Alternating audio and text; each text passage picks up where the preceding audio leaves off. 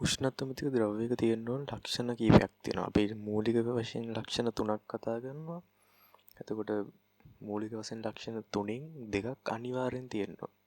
ඒ කියන්නේ මේ 3න් දෙකක් කියන්නේ මේ මූලික ලක්ෂණ 3න් දෙකක් අනිවාර්යෙන් තියෙන්න ඕනේ උෂ්ණත්වමිතික ගුණයක් විදිහට තෝරගන්න.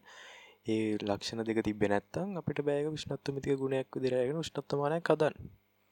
ඒ මුල් ලක්ෂණ දෙක අනිවාර්යෙන් තියෙන්න ඕනේ. තුන්වෙනි ලක්ෂණේ තිබ්බොත් හොඳයි. තිබ්බොත් අපිට ලේසි අපිට හොඳයි. හැබැයි ඒක තියෙන එක අනිවාර්යයි කියලා කොහෙවත් නැහැ. හරි. එතකොට මොනවද මේ ලක්ෂණ කියලා කතා කරොත් එහෙම පළවෙනි ලක්ෂණය තමයි උෂ්ණත්වයේ සන්තතික ශ්‍රිතයක් වෙන්න. සන්තතික ශ්‍රිතයක් වෙන්න ඕනේ කියලා කියන්නේ උෂ්ණත්වයත් එක්ක එක්ක එක දිගට වැඩි වේගන යන්න ඕනේ. ඒ කියන්නේ උෂ්ණත්වය වැඩි වෙනකොට වැඩි වේගන යන්න ඕනේ. එහෙම නැත්නම් උෂ්ණත්වය වැඩි වෙනකොට අඩු වේගන යන්න ඕනේ. මෙන්න මෙහෙම වෙන්න බෑ. මේ ටිකක් කැට උෂ්ණත්වය වැඩි කරගෙන යනකොට ඔන්න ටිකක් වෙලාවක් මේ අර උෂ්ණත්වමිතික ගුණය වැඩි වෙනවා.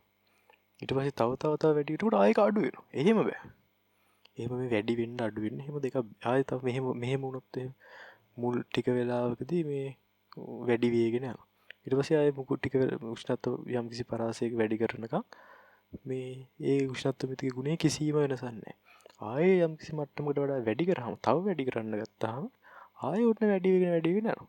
එතකොට දැන් අපි මේක කිසි වැඩක් නැහැ අපිට ගන්න. දැන් අර මේ මොකද මැද හරියේ අර මේ වැඩිවීමක් වෙන්නේ නැහනේ.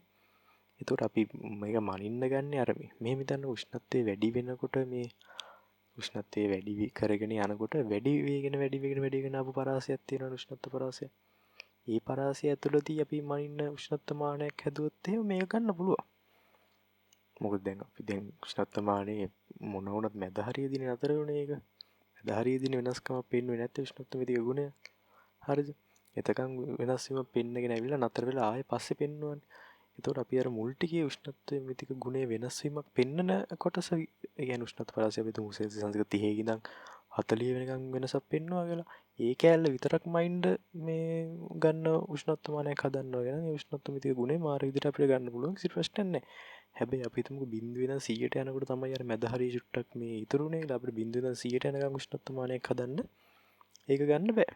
මෙන්න මේ උෂ්ණත්වමිතික ගුණය.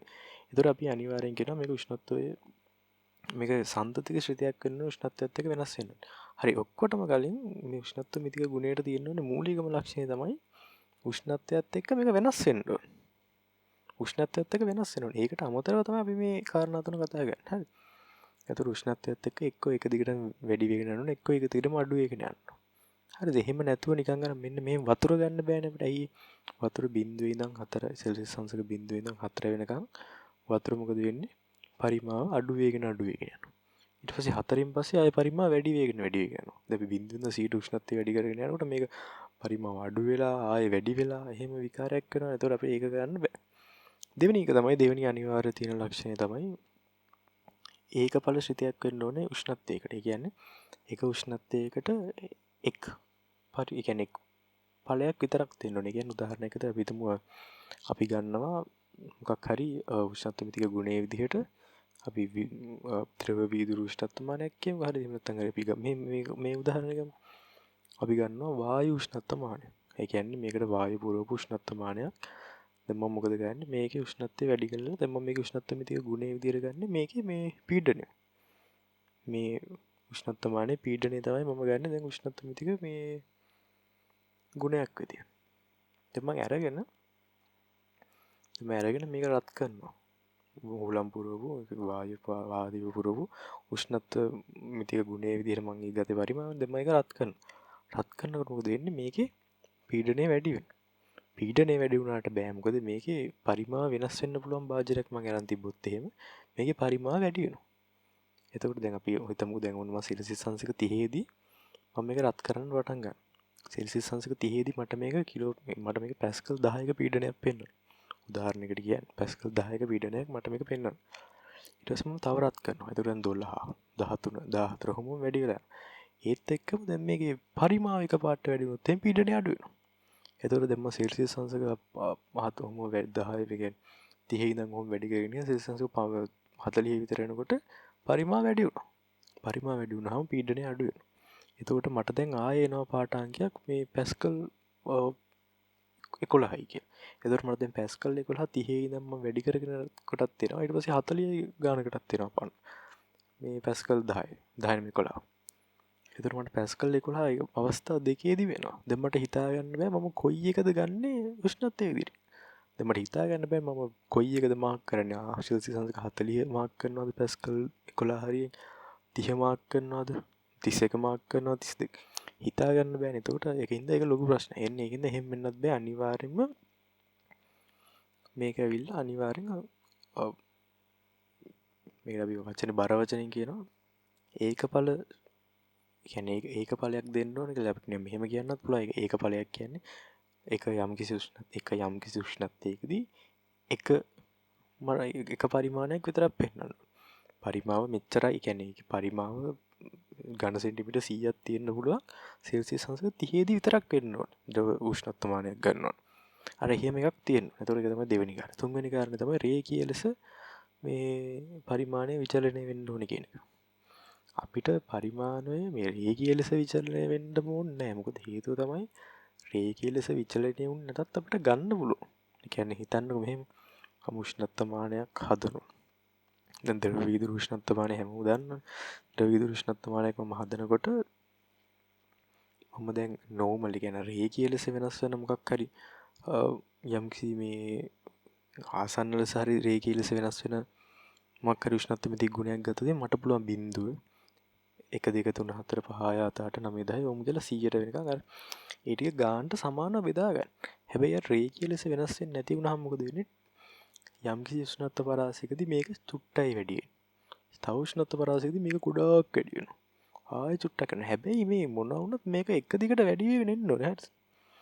ඒ කියන්නේ එක දිගට වැඩි වෙන එක පළවෙනි කාරණේ කිව්වනේ. සන්තතික වැඩි වෙනවා. සන්තතික කියන්නේ කන්ටිනියස්ලි කියන එක. එක දිගට. මේක වැඩි වේගෙන යන්න ඕනේ. ආයේ මේ අඩු වෙන්න මේ වෙනස් වෙන්නේ නැහැ. එහෙම නෙමෙයි මම කියන්නේ. මේක අඩු වෙන්න වැඩි වෙන්නේ නැතුව අර රේඛීයවම ලෙස වෙනස් වුන් නැති වුණොත් එහෙම අර එක වෙලාවකදී චුට්ටක් වෙනස් වෙනවා. අනිත් පරාසයකදී ගොඩාක් වෙනස් වෙනවා. එතකොට අපි උෂ්ණත්වමානයක් හැදුවොත් මේකේ එක පරිමාණයක දැන් 0.100ට විතර එන ළඟින් තියෙන්න පුළුවන්. 1 2 3 4 5 6. ඊට පස්සේ 7 8 9 10 එන ඈතින් තියෙන්න පුළුවන්. හරි අයියර. විචලනය වෙන්නේ එක මට්ටමින් එහෙම. එතකොට මේ ඒක තිබ්බොත් අපිට ගොඩක් ලේසියි. එතකොට අපිට පුළුවන් හරි මැද 50යි. කියන්නේ බිඳුව සී උෂ්ණත්වමානයක් හැදුවොත් එimhe හරි මැද 50යි කියලා අපිට ගන්න පුළුවන්. ඒක ආසන්නව රේඛීය. කියන්නේ තුන්වෙනි කාරණේ තමයි ආසන්නව රේඛීය විදිහට විචලනය වෙන පරිමාණයක් තියෙනවා. ඒ කියන්නේ ඒ සෙල්සියස් අංශකයෙන් අංශකයට නිකන් ආසන්නව එකම මට්ටම වෙනස්කමක් තියෙන මොකක් හරි උෂ්ණත්වමිතික ගුණයක් අපිට හොයාගන්න පුළුවන් නම් ඒක ගොඩක් වටිනවා. එතකොට ඒක තියෙන්න ඕනේ නැහැ. හරිද? ඒක නැති වුණත් අපිට ගේමක් ගහගන්න පුළුවන්. අර දෙක අනිවාර්යෙන් තියෙනවනේ. මොනවද අනිවාර්යෙන් තියෙන්න ඕනේ? උෂ්ණත්වයත් එක්ක සන්තතික වෙනස් වෙන්න ඕනේ. දෙවෙනි එක එක උෂ්ණත්වයකදී යම්කිසි එක ඵලයක් විතරක් පෙන්වන්න ඕනේ. මෙන්න මේ දෙක අනිවාර්යෙන් තියෙන්න ඕනේ. ආසන්න ලෙස රේඛීය වෙන්න ඕනේ කියන එක රේඛීය ලෙස වෙනස් වීමක් තියෙන්න ඕනේ කියන එක අපිට තිබ්බොත් හොඳයි. නැති වුණත් ප්‍රශ්නයක් නැහැ. මේ ඔක්කොටම වඩා මේ උෂ්ණත්වමිතික ගුණයක් ගන්නකොට මේන්ම කැලේ අපි ඒක සලකන්නේ නැහැ. මොකද උෂ්ණත්වමිතික ගුණයක් කියනකොට ඒක අනිවාර්යයෙන්ම තියෙන්න ඕනේ හින්දා. ඒකට අමතරව කාරණා තමයි හරිනම් මේ එන්නේ. මොකක්ද දන්නවද? මේ උෂ්ණත්වයත් එක්ක අනිවාර්යෙන් මේ ගුණය වෙනස් වෙන්න ඕනේ කියන එක. හරි. එතකොට මෙන්න මේ අපි හිතමු අර උඩින් අපි කතා කරේ අර කරුණු තුනක් සන්තතික ලෙසත් වෙනස් වෙන්න ඕනේ රේඛී මේවා ඊට පස්සේ ඒක බලයක් විතරක් දෙන්න ඕනේ උෂ්ණත්වයකට ඊට පස්සේ අනිත් එක අපි කතා කරේ මේ ආසන්න වශයෙන් හරි රේඛීය ලෙස වෙනස් වෙන්න ඕනේ කියලානේ. මෙන්න මේ ලක්ෂණ තුනම හොඳටම තියෙනවා නම් මොකක් හරි උෂ්ණත්වමිතික ගුණයකට අපි කියනවා ඒකට පරිපූර්ණ උෂ්ණත්වමිතික ගුණයක් කියලා. ඉතින් එහෙම පරිපූර්ණ උෂ්ණත්වමිතික ගුණයක් මේ ලෝකයේ කොහෙවත් නැහැ. ඉතින් අපි ඒකට ඒකයි පරිපූර්ණ කියලා කියන්නේ. ඒක නැහැ ඉතින්. හරිද? ඒක අපි හිතා ගන්නවා මෙහෙම එකක් තිබ්බොත් ඒක තමයි පරිපූර්ණ මේක පර්ෆෙක්ට් මේක කියලා. හරිද? ඒක තමයි මේ ඔය කතාව. හරි.